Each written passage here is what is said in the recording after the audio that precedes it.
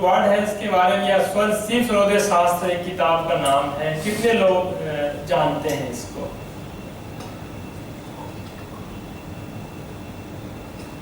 तो ये मतलब मेरा जब से हम इस योग को जाने, इस बुक को जाने और इसके सिस्टम को जाने, तब से ना मेरा एक अंदर से एक लगा कि हम ये बात को कितने लोगों तक पहुंचाएं। ये मेरा एक गोल हो गया जीवन का। एस्ट्रोलॉजी वास्तु तो था ही, लेकिन ये था कि इसको बहुत सारे लोगों तक पहुंचाना है इस ज्ञान को। तो चूंकि ये 5-7 मिनट में कितना कवर अप होगा मुझे नहीं पता, कितना आप लोगों को हम समझा पाएंगे, लेकिन आप थोड़ा सा समझिए कि सौर योग जो है ना वो हमारे ब्रेथ को बताता है। ब्रीदिंग से रिलेटेड ये चीजें आप देखेंगे कि यदि आप शांत से बहुत धीरे धीरे ब्रेथ ले रहे हैं तो आपको कोई गुस्सा नहीं दिला सकता। इसका मतलब क्या हुआ कि ब्रेथ हमारे फिजिकल बॉडी को कंट्रोल करता है। तो यदि हम ये जान लें कि हम जो ब्रेथ ले रहे हैं मुझे पता हो कि कैसा जा रहा है। अब इसमें क्या होता है, शिव हृदय शास्त्र में कहते हैं कि लेफ्ट नोज और राइट नोज, लेफ्ट से श्वास लेते हैं उसका क्या मतलब है, राइट से श्वास लेते हैं इसका क्या मतलब है। यदि इसको हम जानते हुए करें, यदि हम नहीं जान रहे थे तब तो मुझे गुस्सा नहीं आ रहा था, धीरे धीरे श्वास ले रहे थे गुस्सा नहीं आ रहा था।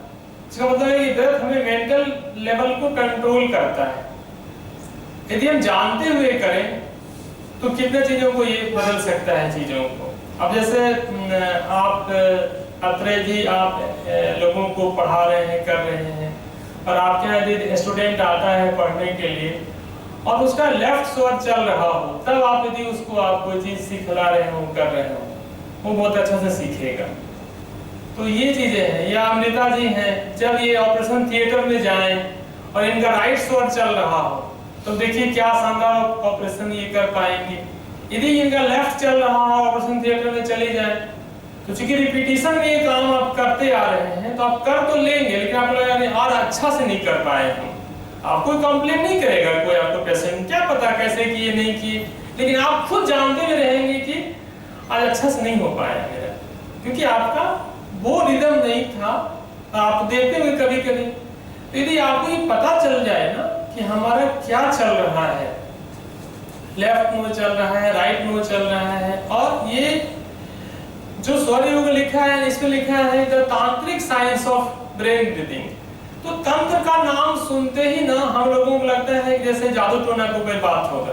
तंत्र को हम लोग ऐसे समझते हैं जादू टोना को कोई बात होगा। तंत्र का मतलब होता है सिस्टम। यदि आप न्याय तंत्र, सूचना तंत्र, ये इतना जो चीजें हैं तंत्र, और यदि महाराष्ट्र में जाएंगे तो मराठी लैंग्वेज में तंत्र का मतलब होता है इंजीनियरिंग।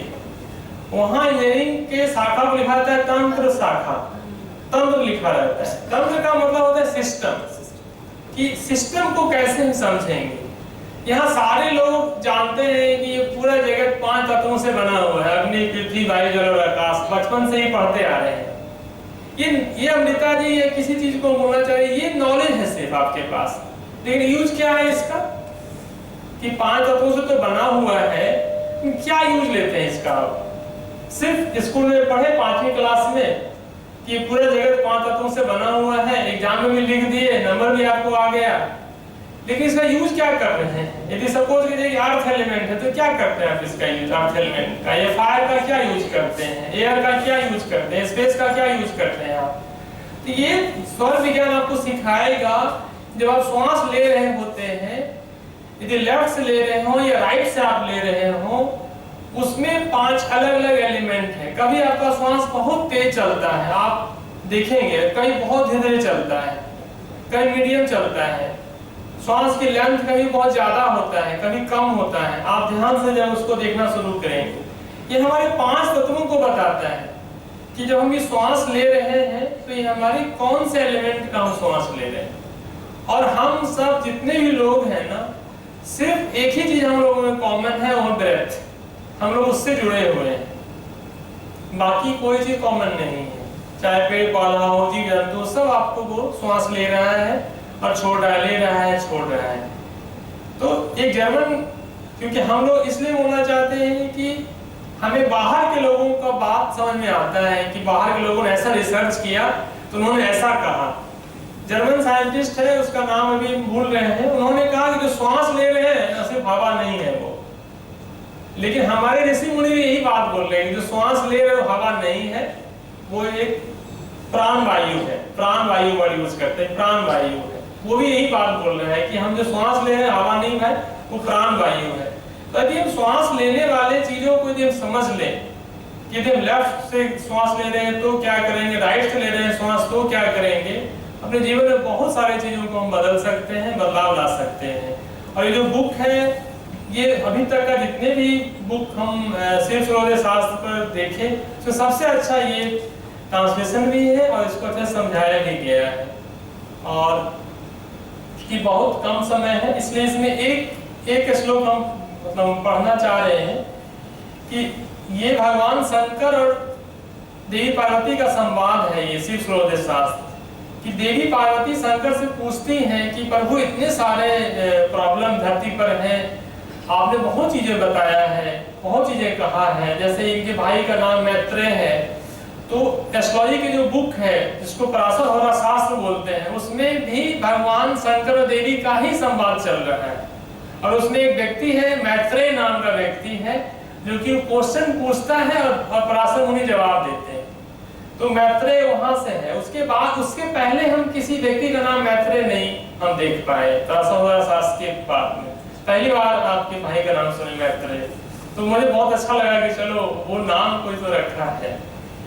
ये संवाद है, इसमें देवी पार्वती बोलती है शंकर भगवान से, देव देव महादेव कृप्याम कृत्वम ममोपरि सर्व सिद्धिकारम ज्ञानम कथस्थम मम प्रभो। तो इस श्लोक में एक और भी बात समझ में आता है कि वो उनकी वाइफ है और वह यहाँ भी देव यदि उनसे कुछ पूछना है तो पहले प्रशंसा कर रही है, देव देव महादेव। यदि इसका मतलब क्या है, यदि किसी से कुछ लेना है आपको ना, तो पहले आप उसका प्रशंसा कीजिए। यहाँ भी ऐसा बताया जा रहा है जबकि उनकी वाइफ है, देव देव महादेव कृपा करिए हम पर, कृपा हम पर करिए कि मुझे ऐसा ज्ञान बताइए जो सर्व सिद्धि कारक हो। ऐसा ज्ञान नहीं चाहिए कि पैसा मिल जाए, ज्ञान मिल जाए, ये नहीं बोल रही, मुझे ऐसा ज्ञान बताइए जिसमें सर्व सिद्धि मुझे मिल जाए। ये है शिव सूर्योदय शास्त्र, जिसमें सारे ज्ञान मुझे मिल जाए। और यदि हम व्रत को जिस दिन समझ लिए ना, उस दिन हम सारी चीजों को समझ में मुझे आने लगेगा। और हम लोग क्या बोलते हैं, उन्होंने अपनी अंतिम श्वास ली जब किसी का मृत्यु होता है, ये मतलब लास्ट ब्रेथ उन्होंने लिया। तो हमारा जीवन का शुरुआत ब्रेथ से होता है और अंत में हमारा ब्रेथ से होता है। यदि उस ब्रेथ को समझ ले जो कि हमारे अंदर आ रहा है और जा रहा है, तो पता नहीं हम लोग क्या कर सकते हैं। ये हमने एक्सपीरियंस किया अपने जीवन में, इसलिए हम चाहते हैं कि अधिक से अधिक लोग इस ब्रेथ को जाने समझे। और कुछ दिन पहले हमने एक जिनसे हम सीखे गुरुजी से, उनको जयपुर हम बुलाए भी थे, लगभग 150 लोग आए थे और उन्होंने एक इंट्रोडक्शन का यहाँ पर कोर्स करवाया था। तो ब्रीदिंग को समझिए, इससे बढ़कर कोई ज्ञान नहीं है।